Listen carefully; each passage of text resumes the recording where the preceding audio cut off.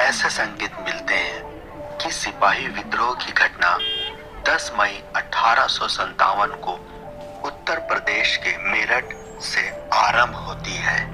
मेरठ से दिल्ली की ओर बढ़ती है, जहां विद्रोह को कुछ समय तक के लिए दबा दिया जाता है, परंतु धीरे धीरे सभी तरफ फैलता चला जाता है।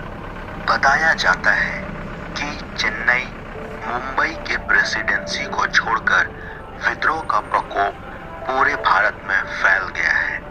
अपने मूल स्वरूप में विद्रोह सिपाहियों का था, अंग्रेज हुकूमत के खिलाफ, परंतु धीरे धीरे देश के नागरिक भी सिपाहियों के इस विद्रोह में साथ देने लगे।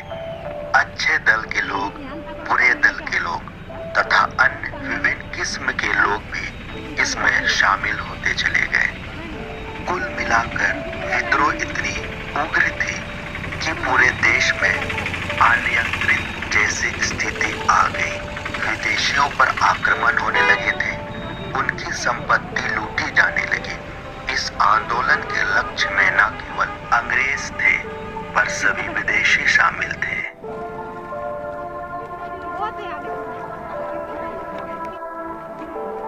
जहां तक छोटा नागपुर की बात है, विद्रोह का पहला असर हजारीबाग क्षेत्र पर पड़ा और वहां से आरंभ होकर दूसरी क्षेत्रों की ओर फैलने लगा। जुलाई 1857 के लगभग डोरंडा क्षेत्र भी इसमें शामिल हो गया। बताया जाता है कि सिपाहियों के इस विद्रोह में बहुसंख्या में स्थानीय आम लोग ने भी हिस्सा लिया। यहाँ तक कहा जाता है कि विद्रोह का नेतृत्व यहाँ के कुछ प्रभावशाली जमींदार लोग कर रहे थे। इतिहास के पन्ने इस बात की ओर संकेत देते हैं कि छोटा नागपुर के विद्रोही अंग्रेज हुकूमत के खिलाफ लड़ने के अपने मुख्य लक्ष्य के सहित कुछ और लक्ष्य शामिल कर लिए। आंदोलन को धार्मिक रंग में भी रंग दिया गया और इस कारण विद्रोहियों ने मसीही धर्म के अनुयायियों पर भी सताहट एवं जुल्म ढाना शुरू कर दिया था।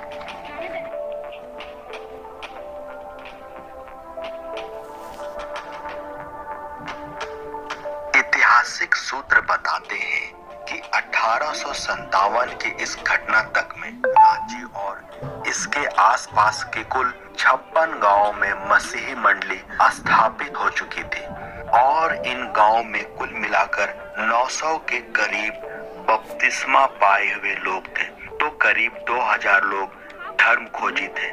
मसीही विरोधी मुहिम इतनी व्यापक थी कि केवल 2 गांवों को छोड़कर बाकी सभी 54 गांवों में सताहट का आतंक फैल चुका था। इधर रांची में 1852 ईस्वी से बच्चों का एक आवासीय स्कूल चल रहा था, जिसमें विद्रोह की घटना तक में 120 बच्चे पढ़ाई कर रहे थे। आवासीय स्कूल में रहने वाले लोगों के अलावा और भी अनेक लोग थे जो विभिन्न प्रकार से इस मिशन अहाते से जुड़े हुए थे। मसीह विरोधी इस मुहिम के कारण जहां विश्वासियों पर अत्याचार एवं जुल्म की गई, वहीं ख्रिस्तान गिरजे पर तोप दागे गए। तोप से गिरजाघर की हानि नहीं पहुंचा सकने पर गिरजाघर के अंदर घुसकर चर्च के अंदर की संपत्ति जैसे पाइप, ऑर्गन तथा वेदी पर रखे गए चीज वस्तुओं की तोड़फोड़ की गई। सताहट के क्रम में मसीह भाई बहन अपने रहने के स्थान को छोड़कर इधर उधर भागने लगे। कलीसिया में कार्यरत मिशनरी भी अपनी सुरक्षा के लिहाज से मिशन स्टेशनों को छोड़कर कलकत्ता चले गए। उदाहरण के लिए मिशनरी हेनरी बट्स, जो उस समय सिंघानी हजारीबाग में कार्यरत थे, कलकत्ता के लिए अपने परिवार के साथ रवाना हो गए। रांची में कार्यरत मिशनरीगण 31 जुलाई 1857 में आखिरी बार अपने लोगों से मसीह संगति करने के बाद 1 अगस्त 1857 को रांची छोड़कर कलकत्ता के लिए निकल पड़े। विक्टोरिया के मिशनरी लोहार साहब, पादरी हेथ जोर्ग, पादरी अगस्तुस ब्रांड जो उस समय पुरुलिया में थे, सभी को कलकत्ता के लिए रवाना होना पड़ा। साथ ही आग्रह करती हूँ पोकर मंडली उत्तर पश्चिम डायोसिस से कि आप नृत्य वंदना के लिए जल्द से जल्द मंच पर तैयार हो जाएं। उनकी यात्रा के संबंध में इतिहास के पन्ने दर्द भरी दास्तान बताते हैं, इसलिए कि विद्रोह का माहौल था। उन्हें बैलगाड़ी भी नसीब नहीं हुआ। वे रांची से पुरुलिया के लिए पैदल ही निकल पड़े और घने जंगल और नदियों को पार करते हुए पुरुलिया पहुंचे और अंततः 17 अगस्त 1857 को पुरुलिया से वे बैलगाड़ी के माध्यम से, जो मुश्किल से प्रबंध किया गया था, कलकत्ता पहुंच गए। मसीही विरोधी विद्रोह का सीधा प्रभाव रांची क्षेत्र में रह रहे भाई बहनों पर पड़ा, जो अपनी जान बचाने के लिए इधर उधर भागने लगे। जुलाई का महीना बरसात का समय था। कुछ भाई बहन रांची स्थित आवासीय स्कूल के 120 बच्चों को लेकर रांची के पश्चिम की ओर पहाड़ जंगल में भटकते हुए भागने लगे। भागते भागते करीब 38 से 40 किलोमीटर तक का रास्ता तय करने के बाद उन्हें डुमरगढ़ी के पास कारो नदी का सामना करना पड़ा, जो बरसात के कारण अपनी उफान पर था। यहाँ एक अजीबोगरीब परिस्थिति का उन्हें सामना करना पड़ा। सामने प्रबल उफान के साथ कारो नदी था, तो पीछे उनके बैरी जो हथियारों से लैस होकर घोड़ों से उनकी पीछा कर रहे थे। आगे भी मौत और पीछे भी मौत। भयभीत या मसीही समूह निरुपाय होकर अपने आप को ईश्वर के हाथ में सौंप देते हैं। हम पाते हैं कि ईश्वर इनके जीवन में अपना दिव्य हस्तक्षेप करते हैं और अद्भुत रीति से इस विकट परिस्थिति में भी इनकी सहायता करते हैं, जिन्हें हम इस प्रकार जान सकते हैं। हमारा विश्वास यह है कि ईश्वर संकट की घड़ी में अपने भक्तों की रक्षा करते हैं, और हुआ भी यही। ईश्वर ने अद्भुत रीति से नदी पार करने का उपाय प्रबंध कर दिया। पारंपरिक मौखिक इतिहास बताते हैं कि पेड़ का एक बड़ा सा धड़ या पूरा पेड़ उफनती नदी के तेज धार में बहता हुआ चला आया और जहां वे खड़े थे लगभग वहीं पर नदी के दोनों छोर को जोड़ता हुआ अटक कर ठहर गया। इस प्रक्रिया में एवं रूप में खड़े लोगों को लकड़ी का पुल जैसा बना बनाया मिल गया और लोग उस पर से होकर दूसरी छोर तक पहुंच गए। अब जैसे ही सभी पार हो गए, देखते ही देखते वह धड़ या पेड़ बहते हुए नीचे की ओर चला गया। दुश्मन के आने के पहले ही वह पेड़ का धड़ वहां से गायब हो गया। दुश्मन को निराश लौटना पड़ा।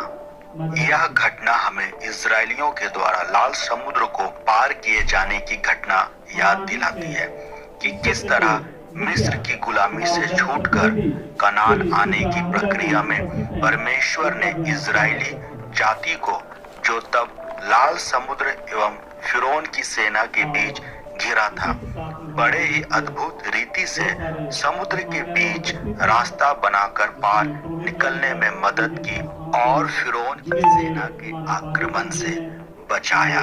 मसीहियों का यह समूह नदी पार करके अपने को एक टापू में फंसा पाया, जिसे आज बिलसेरेंग के नाम से जाना जाता है। इस टापू में उन्हें तीसरा संकट का सामना करना पड़ा और वह था भूख प्यास का संकट। एक लंबी रास्ता को चल दौड़कर तय करने के बाद लोग जहां थक चुके थे, वही भूख प्यास सताने लगी थी।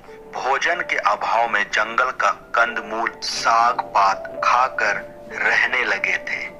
इसी बीच ईश्वर ने फिर से उनकी सुधि ली। इस बार ईश्वर ने पड़ोस के गांव के 2 बहनों को चुना एवं उनकी सेवा सुधि के लिए प्रेरित किया। वे बहनें थी डुमरगढ़ी गांव की पोलीना टुप्पो एवं लतरातू गांव की हन्ना लगड़ा। बताया जाता है की आवश्यक भोजन एवं पानी सामग्री तैयार कर वे इस मसीह समूह के लिए पहुंचाया करती थी, इसलिए कि नदी भरी होती थी। एक लंबे बांस की लकड़ी के माध्यम से भोजन को उस पार पहुंचाया करती थी। यह रोज का सिलसिला था। बताया जाता है कि इस टापू में ये करीब 6 सप्ताह तक थे और इस कारण करीब 40 दिन तक यह प्रबंध चला होगा। यह घटना हमें एलिया नबी की याद दिलाती है, जिसमें परमेश्वर कौओं के माध्यम से एलिया के लिए जब वे खाद्य संकट में थे रोटी पहुंचवाया करते थे। ऐसे ही परिस्थिति के बीच पहने टापू में फंसे मसीह समूह को भोजन वस्तु उपलब्ध कराती रही। वह टापू जो संकट की घड़ी में शरण स्थान बना, टापू कारो नदी के अंतर्गत बना है और जहाँ तक कारो नदी की बात है, इसका उद्गम स्थान नगरी का इलाका है। टापू के ऊपर दिशा में कारो नदी के इर्द गिर्द हेथाकोटा, पालालो, बांदे और चिंताकुनी जैसे गांव बसे हैं। इतिहास बताते हैं कि कलीसिया में प्रथम बपतिस्मा पाने वाले विश्वासी लोग इन्हीं गांव में से थे। इसलिए अधिक संभव है रांची के आवासीय स्कूल में इन गांवों के छात्रों के साथ कुछ और लोग भी रांची क्षेत्र में रहते थे, जो किसी न किसी रूप से स्कूल के साथ जुड़े हुए थे। इस कारण बैरियों की सताहट से बचने के लिए संभवतः अपने ही गांव की ओर भाग आने की मंशा उनमें रही होगी, परंतु नदी के भरे होने के कारण या फिर उन गांवों में भी विद्रोही आतंक के असर होने के कारण गांव की ओर पार नहीं जा सके होंगे और नदी किनारे किनारे चलते हुए वर्तमान का स्थान अर्थात डुमरगाड़ी बिलसेरिंग पहुंच गए होंगे। और जैसे कि ऊपर कहा गया है, ईश्वर की उद्धारक योजना के अंतर्गत पेड़ की धड़ में से चलकर नदी की उस पार टापू में पहुंच गए, इसलिए कि ये ख्रिस्तीय विश्वासी थे। यहाँ इस टापू में भी ईश्वर ने उनकी सुधि ली। चारों ओर बाढ़ के पानी से घिरा, जानवरों एवं सांप बिच्छुओं से भरा जंगल, बरसात के मौसम में छतविहीन अस्तित्व, घनघोर रात्रि अंधकार में दिया बत्ती के बिना जिस तकलीफ के साथ लगभग 40 दिन 6 सप्ताह जीवन व्यतीत किए होंगे, या तो हमारी कल्पना के बाहर है। परंतु घोर संकट के इन दिनों में ईश्वर उनका शरण स्थान बना रहा, इनकी सुधि ली।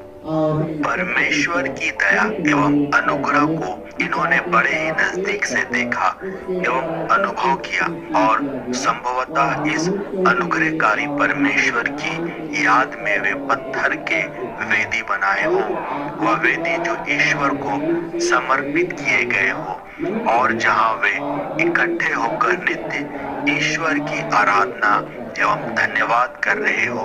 इसके विषय कहा जाता है कि 3 टापुओं में वे 3 वेदियां बनाई गई थी। आज भी 2 वेदियां तो है, पर तीसरी वेदी अपना अस्तित्व खो गई, या इसलिए कि तीसरा टापू आज अस्तित्व में ही नहीं है।